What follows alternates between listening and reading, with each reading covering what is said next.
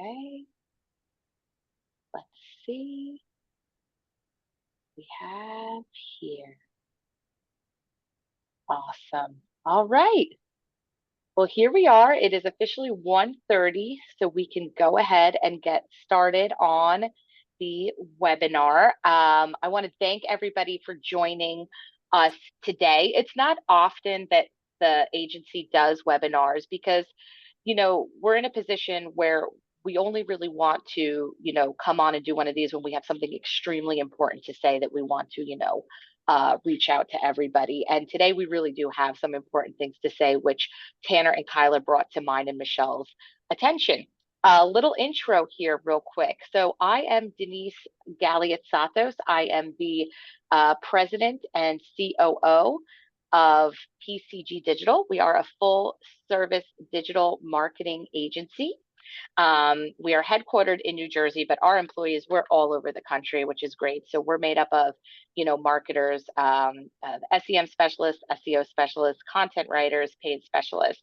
And I am joined here today with your two webinar panelists, which is Kyla McCray and Tanner Rahl. And we are also joined by our SEO director, Michelle, who leads them. So why don't Tanner and Kyla, why don't you take a minute to introduce yourselves?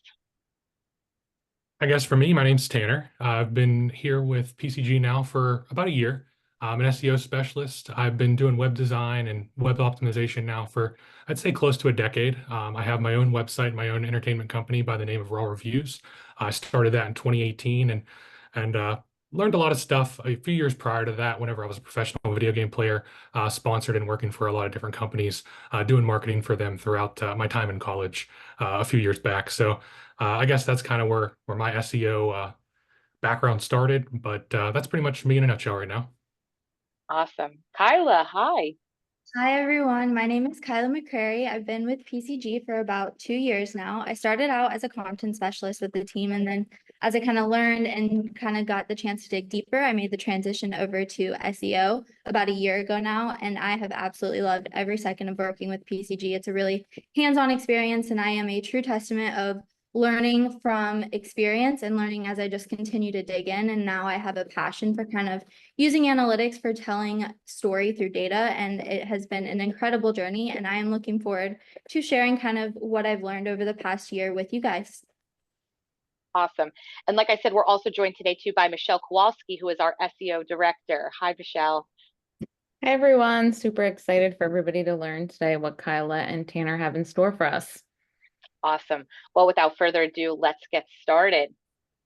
All right, Tanner, go ahead. So hello, everyone, and welcome to a webinar titled Elevate Your Dealership's Potential with GA4. My name is Tanner, and joining me today, as you know, is Kyla. We're both SEO specialists at PCG Digital, and we focus most of our attention in the automotive industry. We research and create content, we optimize web pages, and ultimately we work towards increasing your organic traffic. One way we monitor your website's health is with tools like Google Analytics, which assists us in organizing your data in a way that helps tell a better story. GA4 can be overwhelming for certain people, especially when they're coming across the platform for the first time. Our goal today is to just break down all the important things within the platform so that you can optimize your account and begin using it the way that it was meant to be used. So I guess let's start by, what is Google Analytics? So what is Google Analytics? Google Analytics is an event-based platform that allows us to seamlessly track data about user behaviors across your website and mobile apps. When Google Analytics was first introduced, we made the transition from Universal Analytics to the new and improved GA4. GA4 uses an event-based measurement model where every interaction is an event, allowing us to get more granular and flexible data analyses. Unlike Universal Analytics, which required you to have separate setups for web and mobile app data, GA4 provides a seamless cross-platform tracking. GA4's user-centric reporting focuses on individual user interactions and lifetime value, enhanced by features like user ID and Google Signals.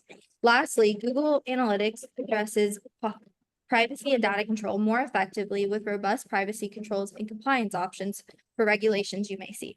Additionally, GA4 leverages AI and machine learning for predictive insights and automated analyses. Google Analytics allows us to customize our data reports with a more granular approach to user interactions. When you first log into Google Analytics, you're going to see immediate insight into your recent traffic, real-time users, traffic over the last few days, and suggested insights based on your recent use.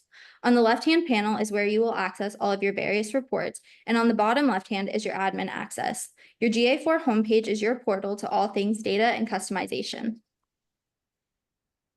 Within the admin section, you have several different options to make customizations to your account. First, you're going to see the property section. Highlighted by that first arrow, you're going to see property details. This is where you would go to find your property ID. You can also add in access management for anybody who may need access to your analytics account. Under data display, you can access and add events, key events, audiences, custom definitions, and your reporting identity. Up on the top right, you're going to see your data collection and modification. Under here is where you're going to go to find your property or your measurement ID. You'll click on that through the data streams highlighted by that first arrow on your right side, and you can also add in your data retention settings and your data filters. Lastly, in your admin section is where you will add in all of your different product links. So if you're using Google Ads or Google Search Console, which we definitely recommend, this is where you're going to go ahead and link those to your analytics account so you can have all of your data in one place. The admin section is definitely where you're going to go to make those initial customizations to your analytics property that lay the foundation for the storytelling we're going to get into. So what is data retention? In short, it's how long your user and event data is stored within the backend of Google Analytics. As of right now, Google offers two different options, one of which is going to be the 2 months worth of data. It's going to be the default. So whenever you go on there, that's going to be the first thing that's toggled on. You're also going to have the option to switch it to 14 months. So with the 14 months, you're going to have an opportunity to create year-over-year sales comparisons. So I guess in a nutshell, you're looking at automotive dealerships benefiting from long-term data for their sales, marketing, and customer service strategies. Whenever the 2-month one in comparison, you're only looking at maybe a chance for you to regulate privacy regulations or avoid risk of any kind of like non-compliance or breaches. But that's really the only reason why you would want 2 months worth of data. At the end of the day, you want a year's worth, if not more, and you can do that with the 14 months option. So let's dive into how exactly we locate that. Awesome. So if you want to locate data retention, you want to first go to the admin cog in the bottom left of the screen, and then you're going to have that tab or that drop down called data collection. And then once you're there, you'll see data retention, and then you'll just toggle over and you'll see this on the screen. And then you'll have the two different options to toggle between. Again, it's going to be the default of 2 months, and then you're going to have to switch out to that 14 months in order to get that 14 months worth of data. And that's going to be specific to event and user data. And then what exactly are the benefits of 14-month data retention? So again, that long-term trend analysis is going to allow businesses to track and compare data across months, quarters, or even years. It's also going to allow them to get insights in regards to customer behavior, sales patterns, seasonal trends, campaign success, and then also planning for the future. There's also going to be the customer journey aspect of it. So you're going to have an opportunity to see all the different stages that a customer might experience, whether it be the awareness, the consideration, the decision, or the purchase. Basically, you're going to see all that start to finish with the customer and have a little bit more of an idea of how to cater to them in the future. And then you have the improved segmentation and personalization, which gives you the ability to divide your audience into a more precise group, which are called segments. And you can deliver tailored experiences that are based on detailed data insights. And with that, you're able to do that in Google Analytics with 4 different types of reports. So let's dive into what exactly those reports are. So as Tanner mentioned, we have 4 main report sections within Google Analytics. And within each of these sections, you're going to have pre-made reports that GA4 puts together to give us further insight into our traffic. The first one you're going to see is your traffic acquisition. This is where and how users are coming into the website. So reports under here include your user acquisition, traffic by session default channel, anything that lets us know how the users got to the website. And then you're going to have your engagement section, and this is going to give us further insight into our key user behaviors. So you're going to see your page views, your event count by event name, page title, anything that lets us know what the user did once they got to the website. Next, you're going to have your monetization portion, which gives us further insight into revenue data. This includes pre-made reports like your total revenue, your purchase revenue, total ad revenue, anything that lets us know about spend once a user is on the website. And then you're going to have your retention portion. This is how well your website is keeping users on the site. So this is pre-made reports like your user engagement by cohort, user retention, lifetime value, anything that lets us know kind of what the user did once they got onto the site. Accessing these 4 reports is super easy. Again, on that left-hand panel, you're going to go to reports, click on the section that you're looking for, and then you get a drop down of each section with the pre-made reports on it. Within each of the reports, you can go in and make your date comparisons, filter for specific landing pages, cities, session, default channel, anything that you're looking to gain further insight in or kind of segment that data out. And these reports are definitely a great jumping off point to determine where traffic is up or down and any areas of opportunity we see. So beyond the reports, you also want to figure out exactly how to enhance your ad targeting with data. Some more ways in which we do that is through custom audiences, landing pages, performance metrics, explore reports, and dimensions. But with custom audiences, you want to try and focus on that primary geolocation, more specifically where the dealership is located. And also you want to hone in on those secondary geolocations, which are going to be a little bit more trickier than obviously knowing exactly where the dealership location is. And you want to try and maybe find 2 to 5 of those. And the ultimate goal is to find exactly where traffic is coming from throughout that general location or that general area so that you can, start to cater to them in some different ways. For the landing pages, they basically give you a little bit more of an idea as to what's going on with each page on your website. Gives you a little bit of an idea as to like over the course of like month to month, what's up, what's down, and then seeing that data allows you to kind of prepare for the future. So let's start by diving into audiences and how exactly we find them on the back end of Google Analytics. The first thing you want to do is you want to click on that admin cog in the bottom left. And then once you're there, you'll have an opportunity to click on the drop-down list titled Data Display. And then you're going to have the chance to click on Audiences. And once you click on Audiences, you're going to see off to the right here that there is a bunch of different ones, at least for this example, that have been already previously embedded into the back end of GA4. If you're wanting to create a new audience, all you have to do is just click on that top right blue section there where it says New Audience. And then from here, you have an opportunity to start from scratch. So you can create with just a basic template, and all you have to do is just click on Create a Custom Audience to do so. And then the first thing, there's a couple different arrows on the screen, but one of the first things you want to hone in on is going to be the add new condition. And this is going to be where we start that process of finding the different cities that are popular. So you want to start off by clicking on add new condition. And then once there in the top left, you'll have an opportunity to type in exactly what you want to hone in on. And for this example, we're going to be focusing on cities. So once you type in the word city, you're going to see the dimensions is geographical based, the scope is focused on users, and then the name is specific to cities. So once you see all that there, just click anywhere on the bottom, but just for the sake of this, let's click on city there in bold. And then once that's done, you'll see that city is now the condition for this particular audience. And then the next thing that you want to do is apply a filter. And the filter is going to be specific to the city itself. So we know that we want to focus on cities, but as of right now, we don't know which cities exactly we want to focus on. So you want to make sure that you do the research in advance and figure out which cities are nearby that might create some kind of attraction. If it's a neighboring city, maybe you have to go through this particular area in order to get to that primary geolocation where the dealership is actually at. It's up to you to figure that out in advance before you type this in here, but this is going to be the specific location where you type in that city. So just go ahead and click on Add Filter. And then for the sake of this example, the dealership is in the area of Ohio, more specifically Canfield. So this particular one, we want to try and find different areas nearby Canfield that might be popular in regards to overall customers, just traffic in general. So for this example, we're going to type in Columbiana, Ohio. So if you type in Columbia, Ohio, there might be more options that populate other than the one in Ohio. So you need to make sure that you know exactly which state you're focusing in on, because you don't want to accidentally click on like Columbiana, Alabama.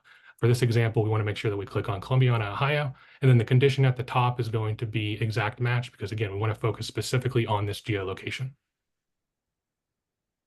And then once that's submitted, you'll see how it kind of populates there in the middle. And then the next thing you want to do is kind of go off to the side there where the membership duration is, and you want to toggle that to set maximum limit. And then in the top left corner, this is going to be where you're going to titleize or give a title to this particular audience. And you want to make sure that you kind of clean this up and make it cohesive in regards to all the other audiences, because this is how it's going to showcase into the back end of Looker Studio on the reports for different clients. So for me, what I like to do is kind of put that geo identifier in the left and then some kind of a space and then that city and then abbreviation of the state in which that city's in. And then on the bottom, you'll have an opportunity to type in some kind of a short description, pending you want to do that. It's not mandatory.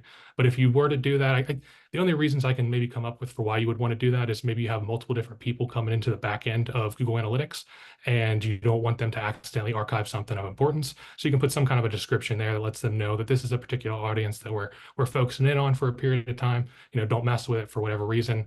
But that's really the only reason why you would want to put a description there. That and just to keep everything kind of simple and to the point. And if you're kind of looking through different things, you know what everything's about. But once you've typed that in, you can go off to the top right side, click Save. And then this is how it's going to populate onto the back end of Looker Studio. So the example that we used here recently was the Columbiana. So that's now made its way into the top 10 different locations for this dealership. So just make sure that that's in there and it's populating data, and then you're good to go.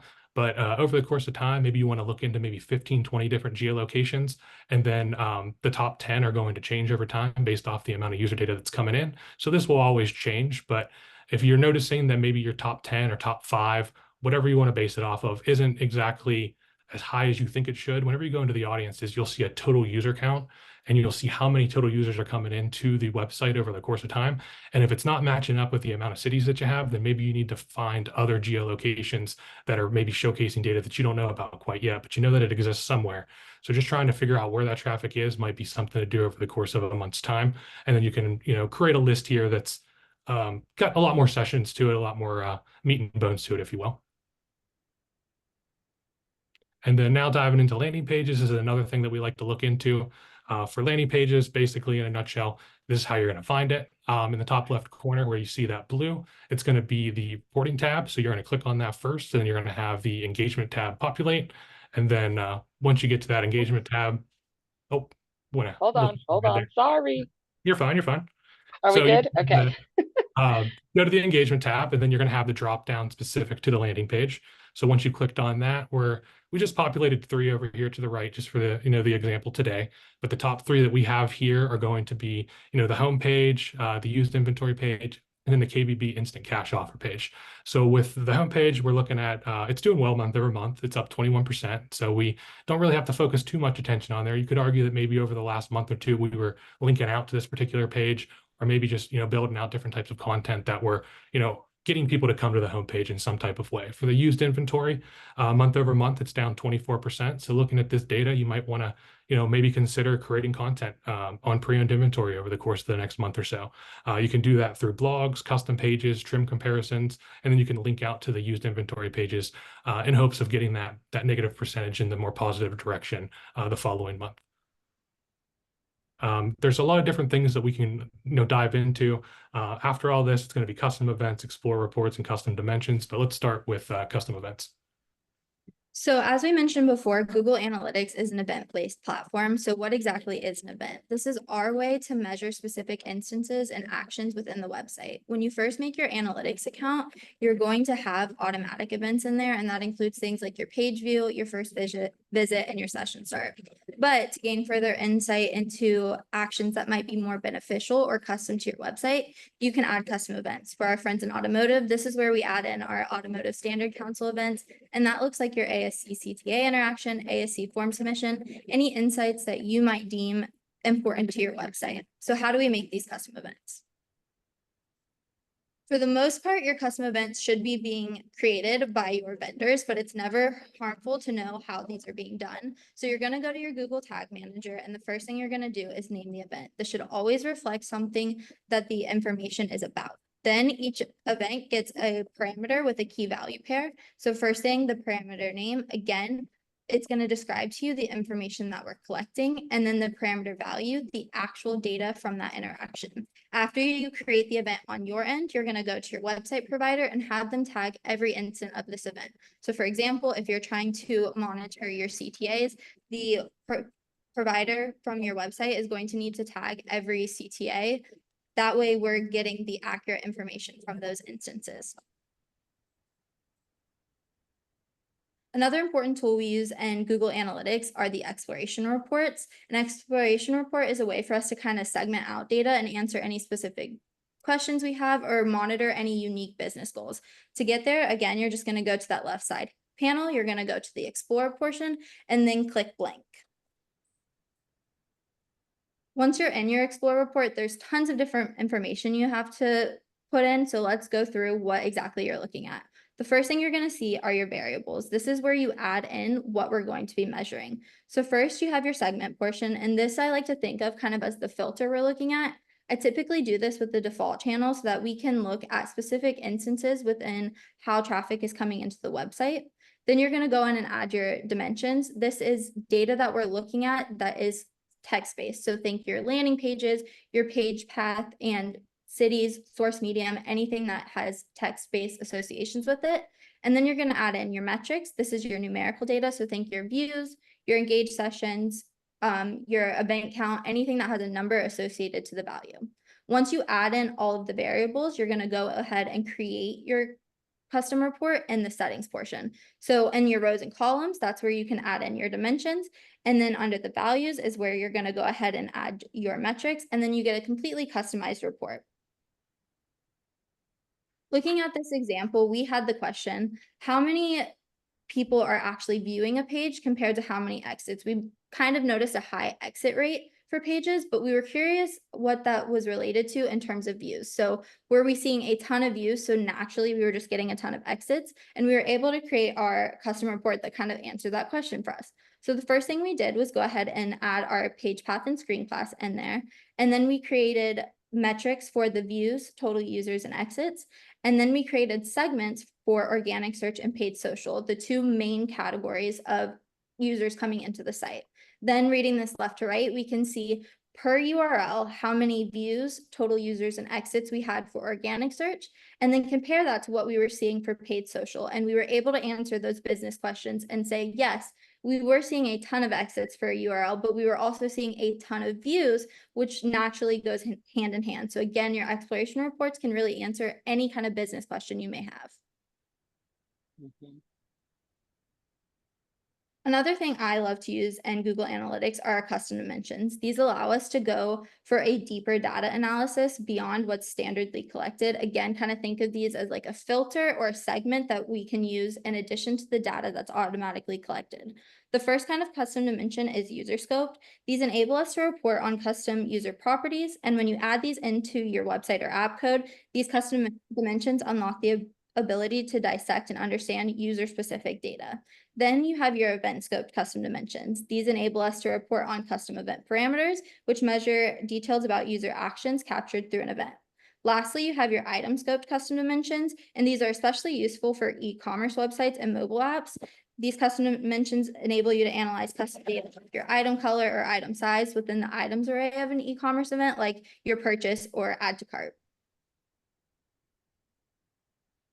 So why are we using custom dimensions? First and foremost, they enable us to give a more enhanced data collection. We collect specific data relevant to our business needs, and then we're able to gain a deeper insight into customer behavior and preferences. We're also able to create reports more relevant to business objectives and gain more specific segments and filters for precise targeting and insights. We're also able to segment our audiences more effectively for targeted campaigns and then create a more personalized user experience. Lastly, we're able to track KPIs specific to our website needs and then use insights for strategic planning and improving performance. So how do I do this? My favorite way to use custom dimensions is through events. I think it's able to give us more insight into what I call actionable behavior from a user. So here I went to reports, engagement, events. I chose the ASC CTA interaction because I wanted to answer the question, how many organic search users are clicking on CTAs within my vehicle search result page? So first and foremost, I click on the event, and then once I'm in the event, I get a ton of different insights from the custom dimensions that we have added to our analytics account, but I wanted to take it a step further. So I went to the top of the page and I chose add comparison and then create new. And then I went in and added my first condition of session default channel group, going for exactly matches. That way nothing kind of snuck in there that wasn't supposed to be there. And I can say, give me data exactly relevant to organic search. And then I added a second condition with the term and. That way it was organic search and my element text. Again, looking at the buttons on the vehicle search result page, I said exactly matches. I found what text they said, and so I added that in here. Right here, I made the value estimate payments, confirm availability, value your trade, all of the text from the vehicle search result page buttons. And then I'm able to kind of look and say, okay, for organic search, we saw a 658 event count. And then beyond that, I can see that 416 event count for estimate payments, the 173 for confirm availability, and the 69 for value your trade, all specific to organic search. With these custom dimensions, we're able to report on wins and losses we experience on the website beyond just increases or decreases in your traffic. So with data, there's a couple different ways in which it can process the data on the back end of GA4, 3 different ways to be exact. You can do blended, observed, and device-based. Blended is going to combine the user ID, Google Signals, and device-based. So basically, it's going to have all the different types built into it. So it's going to have observed and device-based alongside it. The benefits of it is that it's comprehensive. It's going to have all of those different types. But the drawback with it is that it's going to be complex. So because it has all the different types of built-in data with it, it could create privacy concerns. But at the end of the day, it's up to the user and whether or not they want to kind of showcase certain things. And so that's not really much of a concern. At the end of the day, you want as much data as you possibly can. So blended is probably the one to select. But with observed, you have basically just Google Signals. So people are going to be signing into their Google accounts and then also utilizing device-based tracking, which device-based does as well. The drawbacks of that is it just is going to focus in on those Google accounts that are logged in. So if you're not logged into a particular Google account, you're not going to be showcasing data in the observed type. So you end up with kind of like hiccups in your data. And then with the device-based, it's very bare bones. It's just going to be focusing in on device-to-device changes, basically collecting data at a device level. It relies specifically on cookies, no user authentication. But at the end of the day, it's limited in its amount of data, so it's very privacy friendly and cost effective. So if you just want the bare bones version of data, then device-based might be for you. But if you're looking for, data that's upwards of 14 months or more, and you want as much of that data as you possibly can, then you want to definitely hone in on blended. How to locate the reporting identity on the back of GA4. First, you want to go to that admin cog in the bottom left. Then you want to go to the display tab, the data display tab, and then go down to reporting identity. And then here for this example, we have the blended option toggled on, but you have an opportunity to select any of the 3 there. And then exactly why are we choosing blended? So the user insights in and of itself are the most important thing. That's something that the other options aren't going to have. And you want to take advantage of that. So you're going to have user ID, you're going to have Google Signals, you're going to have cookies, device traffic, all those different things built into one. That's going to basically give you the full picture, which in turn is going to increase your engagement rates, conversion rates, ROI. Basically, your marketing and retargeting are going to increase. And then there's the enhanced data aspect of it. You're going to be able to deep dive into, user interactions, trends, and preferences. But at the end of the day, more data equals good decisions. And then the privacy aspect of it, there's a lot more of a thoughtful balance between data collection and user privacy. There's privacy safeguards in place.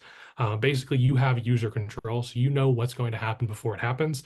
You got to sign those consents and stuff in advance, so nothing's going to be coming your way that you don't already expect. And then the last thing we're going to focus in on is going to be in regards to industry category and property ID. You can find that in the top left corner, or the bottom left corner rather, at the admin section. Once you click on that, you're going to have an opportunity to then click on property details in the middle. And then once you've clicked on that, you're going to have a few different things in front of you here. One of the first things that you want to see and make sure of that, it's the way that it should be is the property name. You want to make sure that it coincides with your domain name, your business name, and everything there. The property ID in the top right is going to be, your identifier for the Google Analytics account. Some benefits of the property ID, you might want to send this over to like some third-party vendors at times. I know last month, a good example of a time in which you might want to send this out to somebody is when we transitioned into Google Analytics 4 on July 1st. We dropped off all that UA data. And because of that, with that falling off, we lost a lot of G tags and things, and some web development teams didn't know exactly that was taking place. So one way to kind of like bring everything together and make it make sense is to send over to the web development team the property ID for the Google Analytics account alongside that measurement ID that can be found in the data stream section. And then we can make sure that everybody has the proper amount of data in front of them. And if there's any kind of an issue and there's something that's not supposed to be there, we can figure that out in advance. There's also the reporting time zone. You want to make sure that that's specific to the dealership location, and then the currency displayed as the country currency in which your dealership's located in.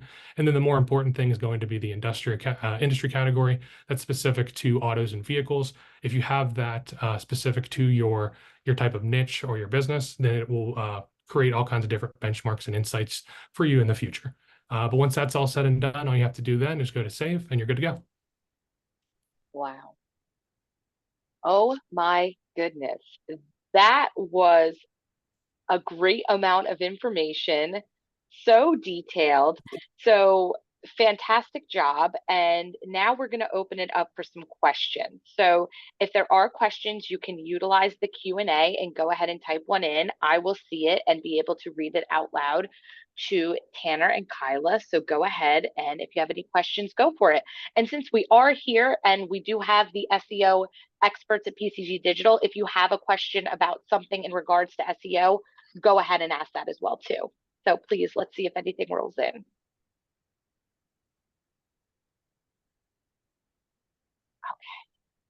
So we had one question roll in real quick. So who is in charge of creating these custom events? Who would be the person that goes in and takes care of this for a dealership? So again, we always recommend that our dealerships are following the ASC standards. So you definitely want to go in and make sure you have your ASC events, and this should be done by your vendors and your website platform. This is especially important because, like I said, every instant of that interaction needs to be tagged within the website. And to do that, the website provider needs to go in and manually tag every single instance. So definitely get with your website provider, say, we want to be with the ASC standard, and then they will help you take care of those events. Awesome. Very good. Where can I find a comprehensive list of all vendors that are compliant with the ASC standards? So that is a great question. I see who asked it. I can email you the list. The list, if you go to brianpash.com, there is a tab for ASC, and that takes you to a separate website for the Automotive Standards Council, and you can see who is involved with the ASC. And I could also send that to you. We also had somebody else ask a question. I have a big dealer group. Am I able to hire your team to set up my GA4 for me? I have a bunch of unassigned traffic that I cannot figure out, and I need help setting it up. Yes, we can help with one-time projects, totally doable. So what I will do is I will in the chat put my email address, and you can reach out to me if this is something that you are in need of. I just don't want to, let's see if I can do this real quick. Okay. I think everybody should have been able to see that. Let's try that again, just make sure we get it. And if not, I will send out. Oh, here's another question. How do I find out where the not tagged traffic is coming from? I can go ahead and take this one. So Yeah. Are we talking about unassigned traffic? I'm going to assume the not tagged traffic that comes in as not set or anything like that. First and foremost, it is going to be kind of a labor of love. They said yes, Kyla. It is a labor of love in terms of going through all of your vendors and ensuring that every single event, a link that they're sending out is properly tagged. Again, Google Analytics, plus side, privacy protector for the users. Downside for analysts like myself and everyone else on here, we kind of lose some of that data. So you have to do a little bit more work on the back end. So first and foremost, make sure that all of your vendors, if they're sending out links, they are UTM tagging it. That's going to take care of your source and medium, and that'll help us figure it out. And then another thing to know is that sometimes Google Analytics just puts users into unassigned if we can gain too much insight into where they're coming from. And because of that, unassigned is never going to be 0 just because of privacy issues, specifically with mobile users. But first and foremost, I would definitely go in to your different vendors, see what they're doing. If you can go into your analytics and add in a filter in the traffic by default channel portion, that's just a little plus sign on there. I would recommend going in and adding a filter for page path. Can you see the URL that users are coming from? That might give you more insight into which vendor this unassigned traffic is coming from. If you can't see that, maybe try your source medium. Again, it's kind of up in the air in terms of what Google Analytics will allow us to see, but that's the kind of action path we take at PCG to kind of get to the bottom of our unassigned traffic. Oh, cool. Does that answer the question thoroughly for the person who asked? Yes, I can see what page they are going to, but I just want to make sure I am giving credit to the correct sites. Thank you. Awesome. Okay, and if you have any further questions along the lines of that topic, you can email me and I could put you in touch with Kyla and Tanner too. Do we have any other questions here while we have the specialists?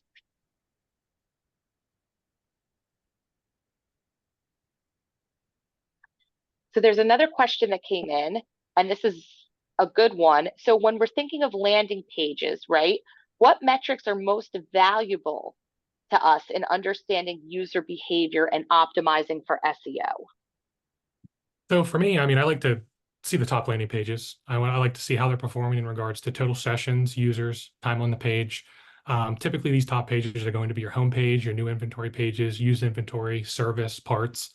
If engagement rates or overall data appears to be down month over month, then that's probably a page worth optimizing. So you want to try and figure out, you can locate queries that customers are asking about in different tools like Google Search Console. You can get an idea of those keywords and phrases that are coming in that are specific questions, maybe for specific pages, maybe they're service related, maybe they're inventory related, but you have a little bit of an idea of what the people in the general area are talking about. And then whenever you build that in with all the different types of data that you can see on the back end of the landing pages, you can come up with a lot of good ideas for the future.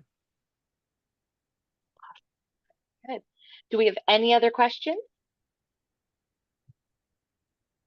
Okay, well, if you think of something at a later date, feel free to email me. I can get you in touch with Michelle and her team. I'm going to let Tanner and Kyla have the outro. I'm just going to thank everybody for being here real quick. That is a client of PCG, a friend of PCG, our staff as well for supporting your team members. So go ahead, Kyla and Tanner, send us out.